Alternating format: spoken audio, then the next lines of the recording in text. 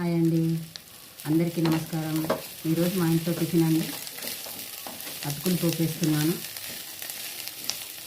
First మూకుట్లో నూనె వేసుకున్న తర్వాత పోపు దినుసులన్నీ వేసుకోవాలి. పోపు దినుసులన్నీ వేగిన తర్వాత పల్లీలు వేసుకోవాలి. పల్లీలు వేగిన తర్వాత ఉల్లిపాయలు, పచ్చిమిరపకాయలు, శనగపప్పు వేసుకొని కరివేపాకు వేసుకొని మంచిగా ఇలా కలుపుకొని గోలించుకోవాలి. అల్లం ఎల్లిగడ్డ పేస్ట్ వేసుకోవాలి. అల్లం ఎల్లిగడ్డ పేస్ట్ వేగిన తర్వాత పచ్చివాసన పోయిన తర్వాత సన్నుప్పు వేసుకోవాలి. ఉప్పు వేసుకున్న తర్వాత పసుపు వేసుకోవాలి. పసుపు వేసుకోవాలండి. పసుపు వేసుకొని సన్నుప్పు వేసుకున్న తర్వాత మంచిగా కలపాలి పోపు. చూడండి, ఇలా వేగిన తర్వాత ఇలా కలర్ఫుల్గా ఉంటుంది.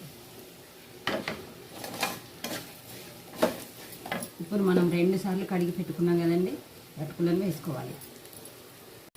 ఇలా బాగా కలుపుకోవాలి. పోపంతా వీటికి పట్టేలాగా కలుపుకోవాలి.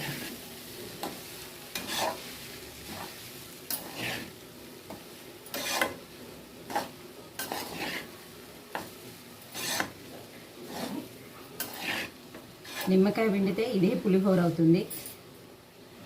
పులుసు కలుపుకున్నా, చింతపండు పులుసు వేసుకొని కలుపుకున్నా కానీ పులిహోర అవుతుంది. నిమ్మకాయ పిండినా నిమ్మకాయ పులిహోర, అటుకుల పులిహోర అవుతుంది. ఇట్లా చేసుకుంటే పోహ అవుతుంది. అటుకుల పోహ అయిపోతుంది అనమాట.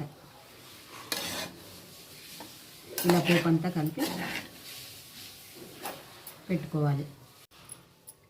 ఇంతే.